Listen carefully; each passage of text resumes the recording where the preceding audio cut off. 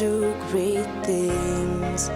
We're unstoppable, incredible. Hello there, hope you are safe and well during this COVID-19 pandemic. So far, you are a legend. Keep doing what you're doing. Continue washing your hands with clean water and soap. Ensure you sanitize every now and then. And remember to always keep distance. And whenever you're in a public place, ensure you have your mask on.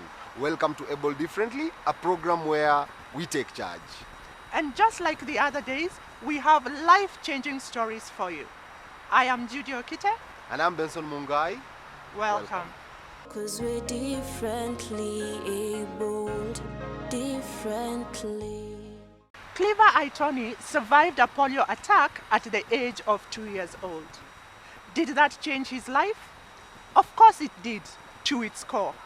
Let's take a look at his story.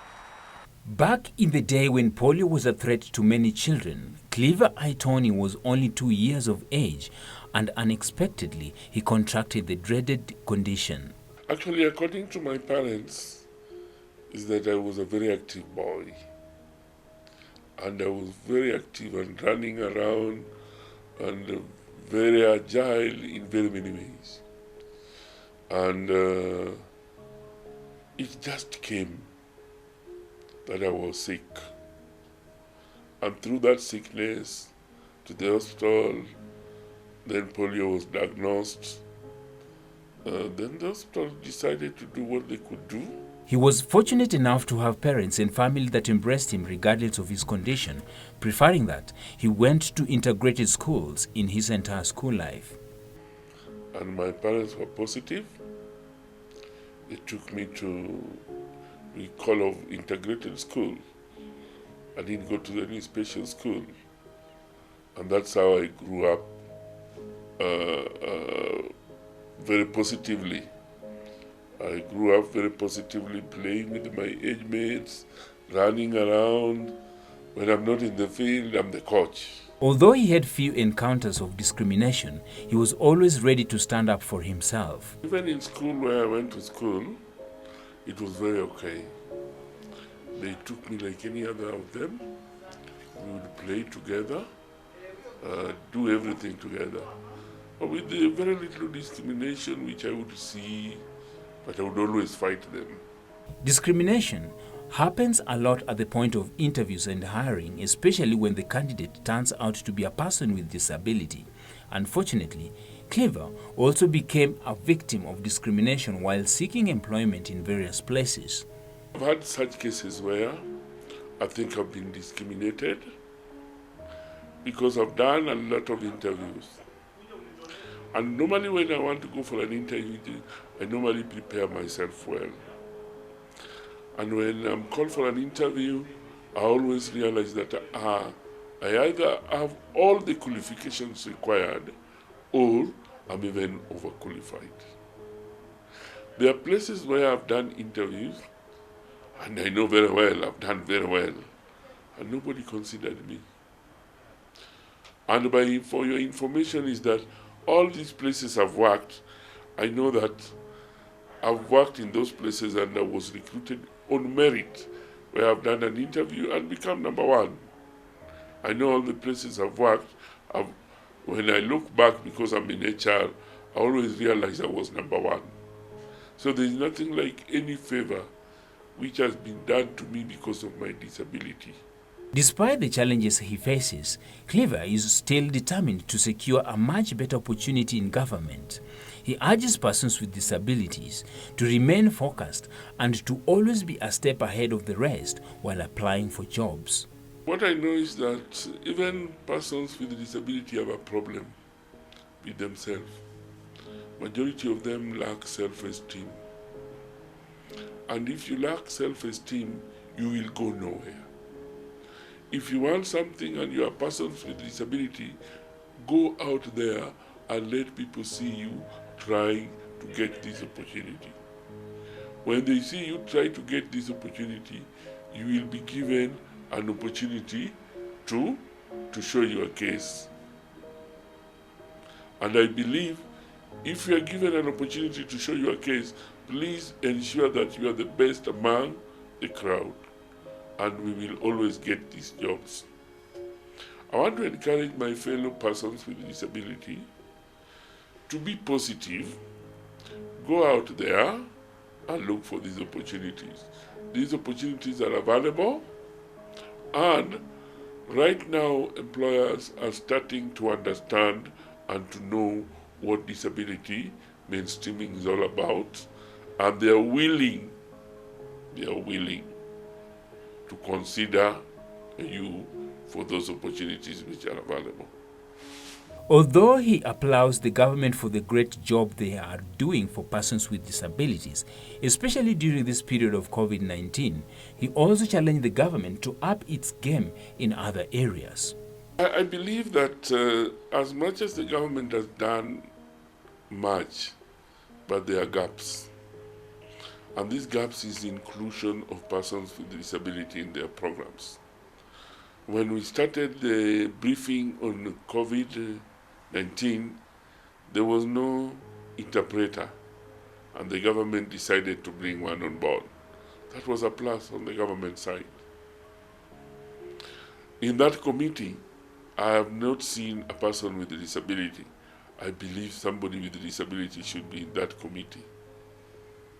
We have so many doctors with a disability who can be incorporated in such committees to advise on challenges persons with a disability are going through. There are many challenges which we are going through with the COVID-19. One of the challenges which is very eminent is communication, particularly for that category of deaf dumb. If you look at it, these people use purely sign language, and with the mask everywhere. And some of them who have become maybe dumb when they are already adults depend on the lips. They study the lips as you talk. They can interpret what you are talking about. And with the mask now, they are not able to see your limbs. So it means that communication barrier is evident. That's one. Two, mobility. Mobility is a key challenge. Why do I say so? We do a lot of support, particularly where there is something like lift, where there is something like stairs. There is a lot of support which we actually touch. And if you look at the virus, it is something which is transmitted through airborne, where when you are talking and then it gets to the wall and you touch that wall, you are likely to be infected. So look at that kind of scenario. It means that persons with disability are at higher risk than any other person. And what have we done to ensure that we control that or we prevent that? Those are the issues we should be discussing. Because as much as there is language barrier, there is also risk of getting contaminated. And even safety and security of these people, particularly in the evening when there is curfew. They are likely to be injured or to be involved in an accident, and this is a problem. So there are a bit of challenges persons with a disability are facing. And economically, majority of these people are people who depend on small-scale businesses. And with the coronavirus, all these businesses were affected. Now, it means that these people need a lot of support during this particular moment. I'm very happy that the government has done their bit. At least there are some small cash they have transferred to these people during this period, which is very, very encouraging. But that is not enough. They always supplement with what they do. So those are kind of challenges we are facing. Again, if you look at it critically, even schools, we are talking of opening up schools. What measures have we put in place to cater for these persons with disability? With what I've said of mobility, touchy, and the the communication. I assume now they go back to school. We need these people to have all where they can get running waters to wash their hands every now and again, sanitizing their hands every now and again. They also have people who support them. So this social distancing is another problem. Because, for example, if you have a blind person who is depending on her AD, that is a key problem. So how are we going to go forward if we are to prevent the spread of the COVID-19 among persons with disability? This is a language we should be talking now. This is a language where we should even have a committee just dealing with issues with disability in relations to COVID-19. Or different people have given statements on behalf of persons with disability, but have not seen them coming out clearly with what should be done to prevent the spread. And that is what we should be discussing. 'Cause we're differently abled, differently. Don't touch that dial. We'll be right back. 'Cause we're differently abled, differently. Welcome back. In case you just joined us, this is Able Differently, a program like no other. Crystal Asige, a singer, songwriter, is no stranger to your screen. She sprang to fame last year as the first lady of the premium label Soul Generation.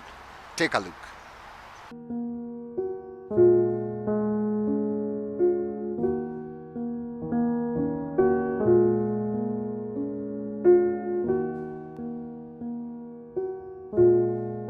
She is a talented artist, songwriter, and also an advocate for the rights of persons with disabilities. I've walked 1,000 miles. Crystal lost her eyesight when she was a teenager due to glaucoma, a condition where the optic nerve is damaged as a result of high pressure in the eyes.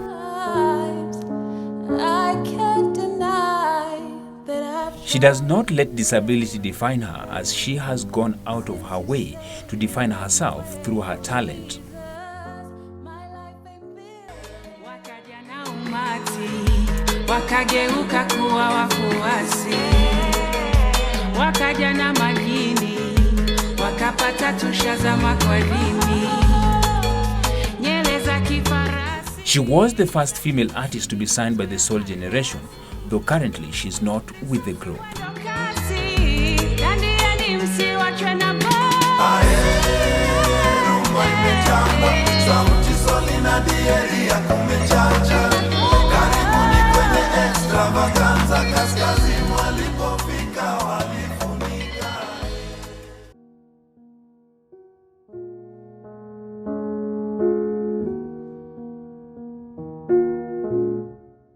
I've walked 1,000 miles. Shadows and dark and light, they're all the same. I've cried 1,000 times.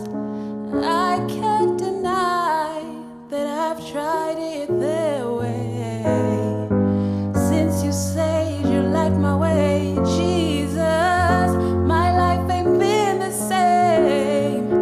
Been the same ever since I close my eyes and walk by faith. I see clearer and better. I feel safer than ever. I see clearer and better. I feel safer than ever. I prayed for miracles, like summer wrapped up in fall, so winter won't stain those who are by my side. They cried believing that I would never see again.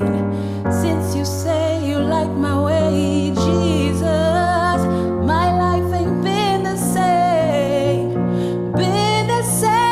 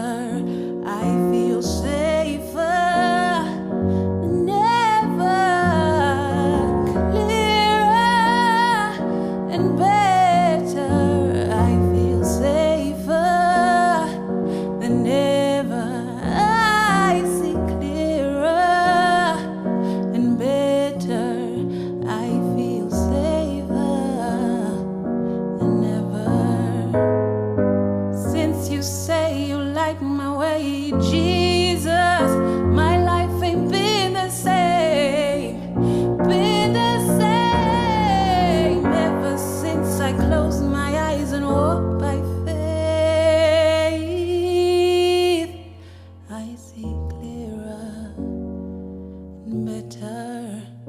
I feel safer than ever.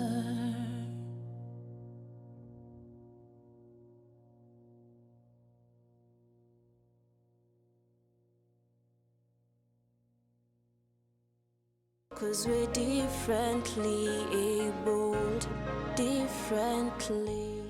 Magdalene Chesoli started using crutches while she was still young. This challenge, however, did not stop her from pursuing her dreams. Take a look. Ability beyond disability are the words used to describe the young, beautiful Magdalene Chesoli, who suffered a congenital limb anomaly that was realized at birth. I was born with one leg, so my situation is congenital, basically.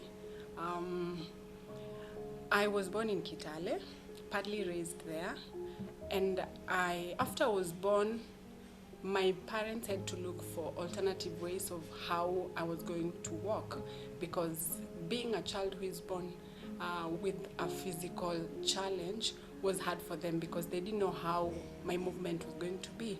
For accessibility, her parents bought her a crutch which she used up to primary school level. So they went to one of the shops, bought for me a very long crutch, one long crutch, so that is what I used to walk with the whole of my primary school. And I would say my childhood was fun, it was nice. Being a playful child, there were those neighbors or friends who were a bit worried. They felt like maybe I would fall. But for me, I didn't see that as an issue. So I continued using the leg until I cleared my class 8. A new beginning would await her as she embarked on the high school journey, thanks to the advice from her school principal. My mother had to take me to a special school. It's in Kisumu. It's called Joyland Special Secondary School. And the principal who was there by then is the one who talked to my mom, I think after seeing my condition, talked to her, told her that your daughter can get a better leg and you don't have to pay a single dime. My mom was worried a bit, because growing up during my primary life, there were people who had given my mom the same option of me getting a leg, but they would take advantage of my challenge. And she was a bit hesitant, but after I think a few conversations with the principal by then, Mr. Otieno, she agreed. Heeding to her principal's advice, she set out to Nairobi, where she was fitted with a new limb that changed her life for the better. I was brought to Nairobi.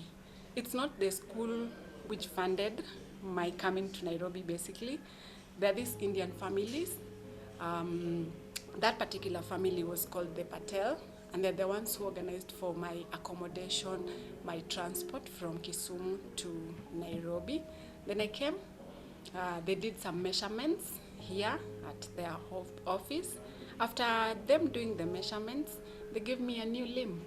And since then, I would say the rest is history, and I'm really glad. I'm really glad because it brought a lot of change into my life. To better explain how the prosthetics are fit to the amputees, Just Mokimori, an assistant workshop manager at the Jaipur Foot Trust, explains. For this shell, you have to do fitting to the patient.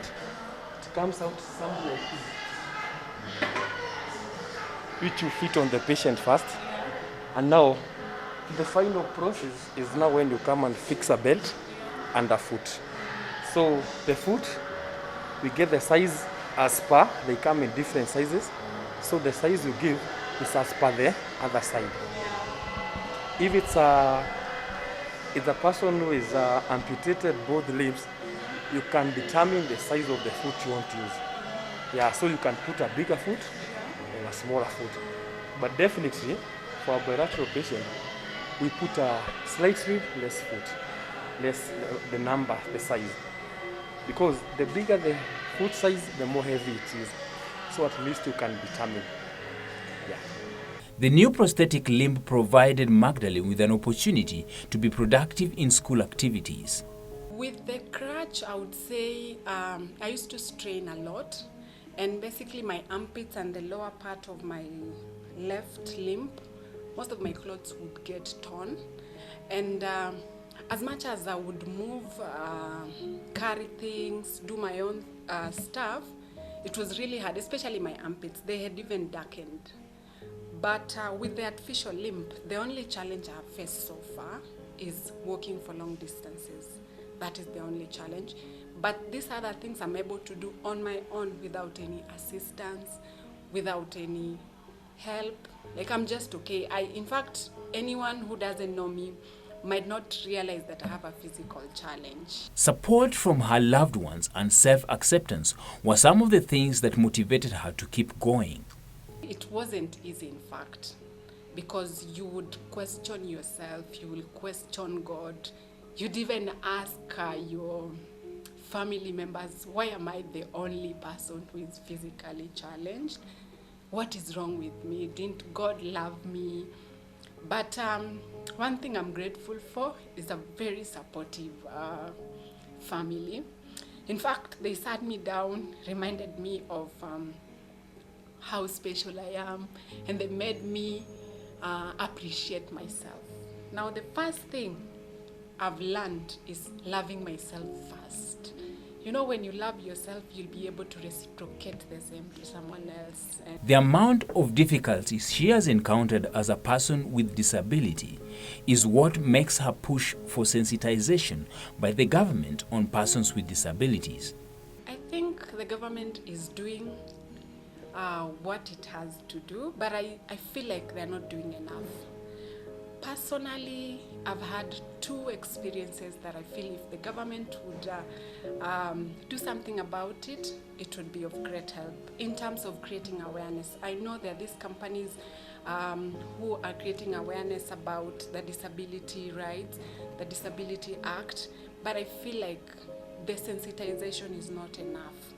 And if the government could work with the county commissioners, it could work with chiefs, or even the public in large, just to enlighten them, because I know there are not so many people who know about the disability rights or even the disability acts. The university graduate, who is also a lover of fashion, speaks about her projects that she has been able to work on and her future plans. While explaining how she has been conducting herself during this corona season, these are her final recommendations to the society at large. Me, I also had to challenge myself. I sat myself down, had a committee with myself, said, what can I do during this particular pandemic? And because of my positive mindset, I have been able to achieve a lot. Basically, I'm not working from home. So what I've been doing is I've been exercising, something I didn't know I could do. I can do planks now, confidently. Apart from that, I am learning a new programming language called Python. My advice would be, especially to the family members, if you have a sibling, a relative, or let me just say a sibling, who is, it could be visually impaired, physically challenged, it could be any other form of disability. Learn to accept them the way they are and talk to them, encourage them, tell them how worthy they are, what they can contribute to the world as individuals. And you as a person with disability, if you get an opportunity, try to build your self-esteem, try to build yourself as a person. I know it's not easy, it's not. But you see, if you don't do it for yourself, nobody else will do for you. 'Cause we're differently abled, differently. Let's take a look at the UN Convention on the Rights of Persons with Disability. Article 6 of the UN Convention states that state parties recognize that women and girls with disabilities are subject to multiple discrimination, and in this regard shall take measures to ensure the full and equal enjoyment by them of all human rights and fundamental freedoms.